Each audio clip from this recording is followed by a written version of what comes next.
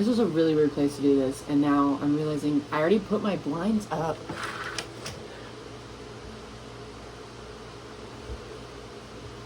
Hi. The last video I uploaded was a short film that I made like a year ago. Will I make any more? Probably. Just not in the foreseeable future, because why? Anyways, apparently I only have an hour and 21 minutes to talk. So welcome to, I guess, I haven't really thought of a name for this, and I also have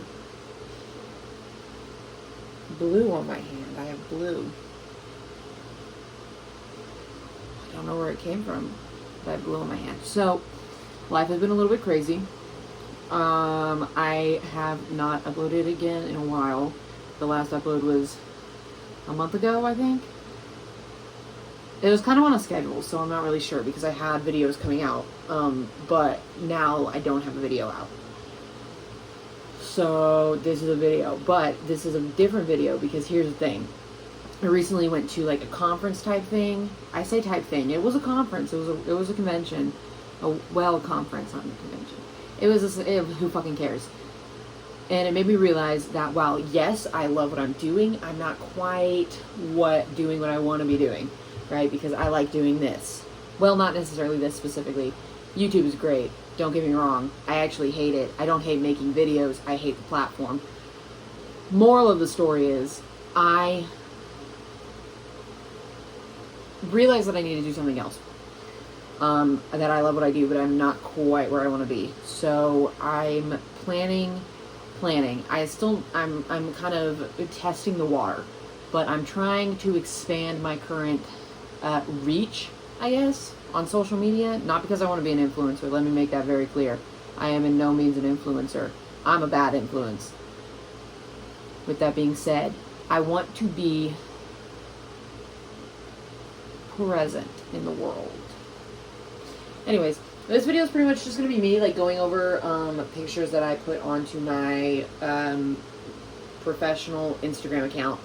There will be possibly a link to it in the description of this video. I haven't really decided yet. I've kind of tried to keep these two worlds separate from each other, because YouTube is embarrassing. Unless it's not. And then it's not embarrassing, then it's perfectly fine. But, you know, it could be embarrassing, and that's all that really matters. Also, I know y'all can hear my fan, because I'm using my new software to record, and it shows me my mic thing, and it shows that it's going. So I know y'all can hear that, and I'm sorry, but I'm a hot person. Not like that. I get hot. So, there is that. Ignore my hair as well. I know it looks weird, but, it is what it is, and I can't deal with it. So don't ask me to do anything about it. We're going to look at pictures, and we're going to look at the before and the after of editing, and then for two of them, we're going to look at the actual editing process, and I'm going to go through what I did and why I did it. I'm learning how to edit. I don't know how. I've never known how. Well, I kind of knew how. I took a, programming photos bullshit something in middle school because I had to. But I forgot all of it because middle school was, 5 years ago? It was about 5 years ago. I don't remember. I don't fucking know. I barely remember what I did in high school. I don't even remember what year it was last year. I don't know what year it is this year. It's 2024. That's not really the point. The point is, we're going to go over those. And we're going to talk about them. And maybe you'll learn something. Maybe I'll learn something. The goal is kind of just to make it a discussion. We're going to discuss it. Do I know what I'm talking about? Only sometimes. Anyways, I got to figure out how the rest of this works. So, okay, so the sun just came out and now I'm fucking blinded. But I think I kind of figured out the process how I'm going to do this. And it's going to be a teamwork thing, right? Y'all are just going to have to bear with me. Will the videos eventually get better? I don't know. Who knows if I'll even make any more. Anyways, let's get into the actual video part of this video. Anyways, so the first picture, it's this picture of my little sister and her dog. Her dog is sweet, cute, I know. We went to the state park in our hometown, and wildflowers were out. It was around the time, it was around the time of the eclipse. I do believe it was on the 7th. So I was in town to take pictures of the eclipse, and I wanted to take pictures of the wildflowers while I was there, because I currently live in West Texas, And so in order for me to get good pictures of the eclipse, I needed to go to Central Texas, which is where I'm from, and there are wildflowers in Central Texas. There are less so in West Texas. So in this picture, it was a sunny day. Don't get me wrong, it was a really sunny day, but the picture itself wasn't very warm, which is very normal. Cameras typically have a harder time picking up vibrant colors. And so that's a lot of times what editing is for, is to bring out certain colors that didn't quite get like portrayed correctly in the original photo. So in the initial photo, in that photo, it's kind of grayish, it's a little bit dark. I didn't quite like the way that the lighting was working out, and so I ended up going in and I obviously turned up the saturation and vibrancy on it. I might be able to find, I can go into Lightroom and I can get a screenshot of what I did to all of the settings. I upped the exposure a little bit, but not by a lot. And then I also adjusted the contrast on it. I made the shadows a little bit lighter, and the whites a little bit darker, because I wanted to kind of balance it out, because with harsh lighting like you get, it was 4:30 when I took that picture, and that's like right when the sun is kind of like beaming down on you the most. You know, it's when the UV index is really high, so you get those like harsh colors. Like even right now you can tell on my face, like there's a lot of very harsh lighting going on, and so in circumstances like that, I try to kind of cancel out the shadows and the highlights, because they tend to be a little bit intense, and I wanted them to be a little bit more even. And so I also added a grain, which I usually don't do, because I'm not one of those people who particularly likes grain on my pictures, but in this instance, it had more to do with, I like how the white balance changes as I move forward. It's really funny, it's on auto. Anyways, I wanted it to be, when you mess around with the things like the sharpness, the contrast, the exposure, and like changing all that stuff, it tends to change the texture per se of the photo, and it makes it look obviously very edited. I think when you add a little bit of grain to it, kind of like makes it all come together a little bit. I don't usually add grain in these pictures. I do believe this is the only one that I actually did add grain in. I might have added one to another picture that we're going to look at later on. But yeah, that one was actually the second one that I had messed around with in Lightroom. And it was, I liked it, and I've always had a hard time kind of figuring out color balances, but I will say Lightroom is very easy to work with, especially on my iPad. So I think that that actually worked out really, really nicely. And I'm not mad at that at all. It looks very good. And I don't know, I like the brightness. I like the way that it makes it look more sunny out. It makes it look like it's a very nice day. It brings out the vibrancy in the flowers in the picture as well. And then it also just makes it look, it just looks less gloomy, you know? She looks very cute. Yay, my sister. The sun kind of cloud again, thank God. Okay, there's dust on my keyboard. So for this next picture, it was a very similar issue. It was same day. No, it wasn't. It was the day before. It says October 12th. That's a lie. I just hadn't set the date yet, and nobody sets the date on the cameras. It was the day before I went to the state park, and so it was still very similar weather. I think it was actually a little bit cloudy that day, if I'm remembering correctly. This one was the first one I put through Lightroom, and also the probably one of my favorites, if I had to be completely honest. So the lens I was using on it was actually a very low zoom lens. The highest it went to was 55. But it was a Canon ultrasonic lens, which to me just means better aperture. And if you don't know what that is, the best I can explain it is, oh, there's something in my hair. The best I can explain it is the aperture is the field of focus, right? So when you're thinking of like what you're trying to take a picture of, if you want the picture to be super, super focused on this one individual thing, and you want the rest of it to kind of just fade away, you want your aperture to be super, super high, right? So in this picture, you can tell that the background is really blurred. That's because the aperture was super high, and this lens was able to focus super well. I was sitting like a foot away from this bug, and then I had the lens like aimed directly at it on full zoom, because 55 millimeters is not far away. Like, it is like really, really close, right? So I mean, like, the distance I'm sitting from y'all right now, I would be able to maybe zoom into my face, right? So, and y'all can't really tell how far I'm sitting. It's about a normal desk length, right? So for this photo, it was definitely a challenge to get because the bug kept moving away.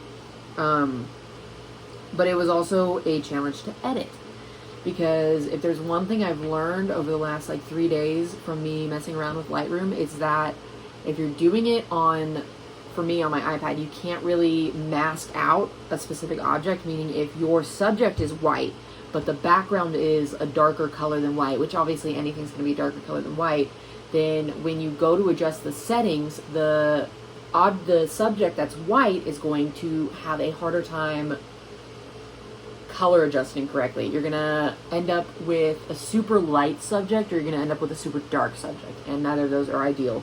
So this one was kind of difficult, and when I showed it to someone, to my roommate, Bethany, y'all met her, she kind of pointed out to me that the edited image ended up with a little bit of a lightness around the moth. To me, I didn't see it as a problem. I thought it still looked very good. I still like it, but she said it took away from detail. I don't think it did, to be completely honest. It does kind of glow a little bit.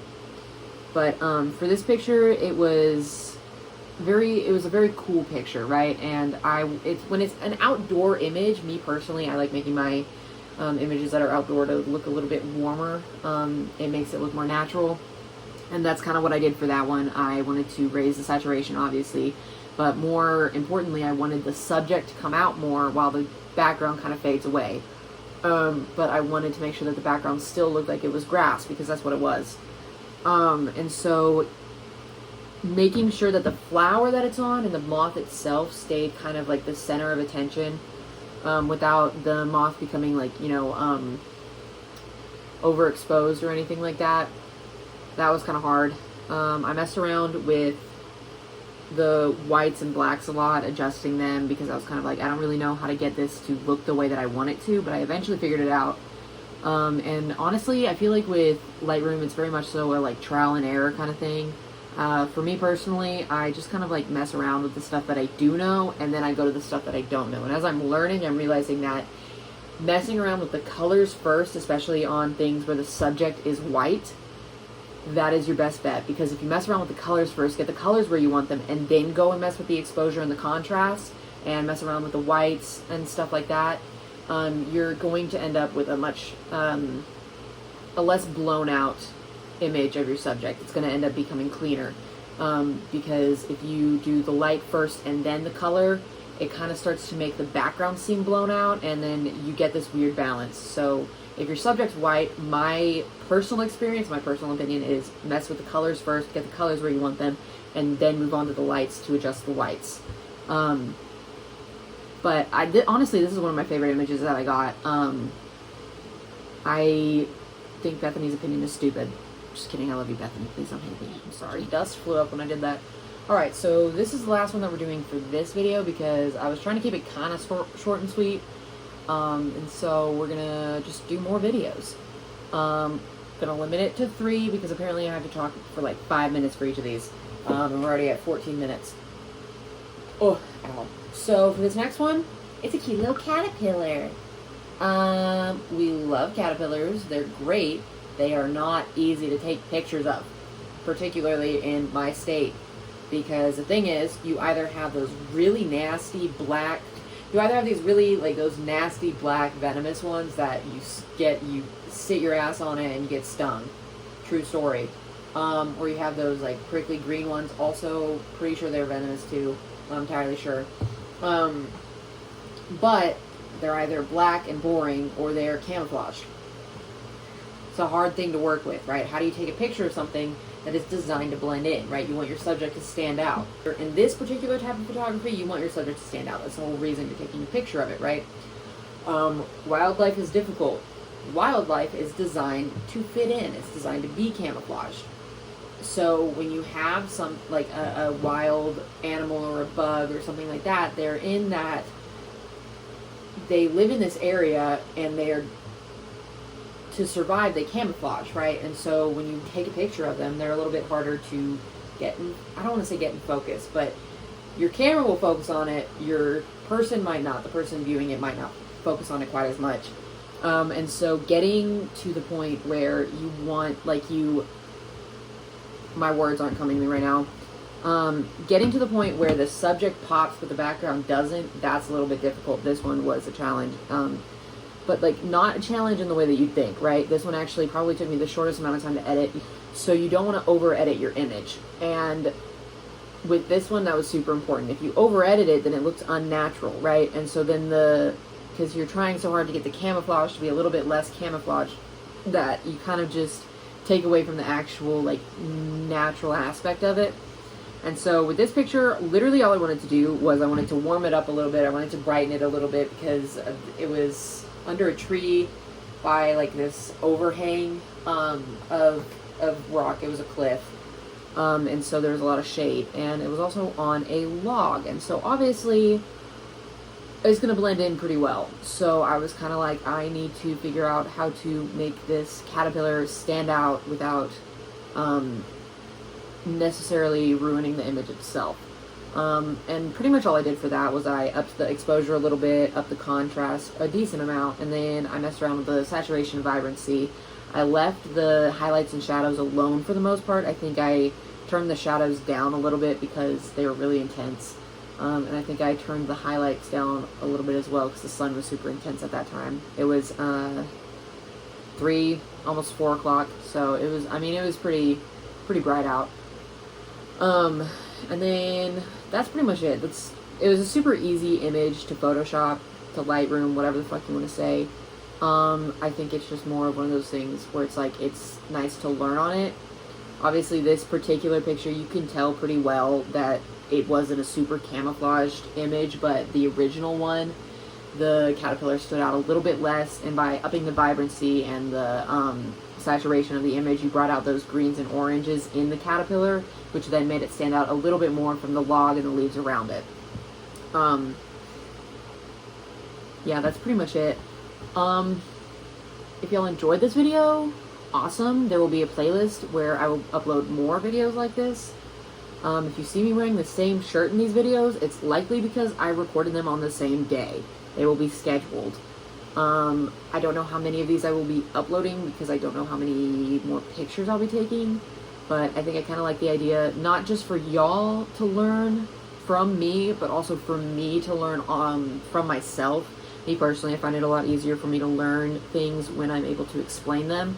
So it kind of makes me go into a little bit more depth in understanding what I'm doing and why I'm doing it. So this is for me just as much as it is for you. If you felt like you learned something, great. Leave a like, subscribe, comment. I don't know how the algorithm works. If you didn't like it, you can also still like, subscribe, and leave a comment, or unlike, dislike. I don't know. If you don't like my language, that sucks because it's probably not going to change anytime soon. If you didn't quite understand something, let me know. I don't mind going into further depth on the exact process that I went into, but I don't have any videos of me editing them. In the next video, I will have actual footage of me actively editing these photos, and we'll review that. So, it's just an ant. There's a bunch of ants. I don't even know why. Anyways, thanks for watching. I don't know. The next video will probably come out like in a week or something like that. I don't know.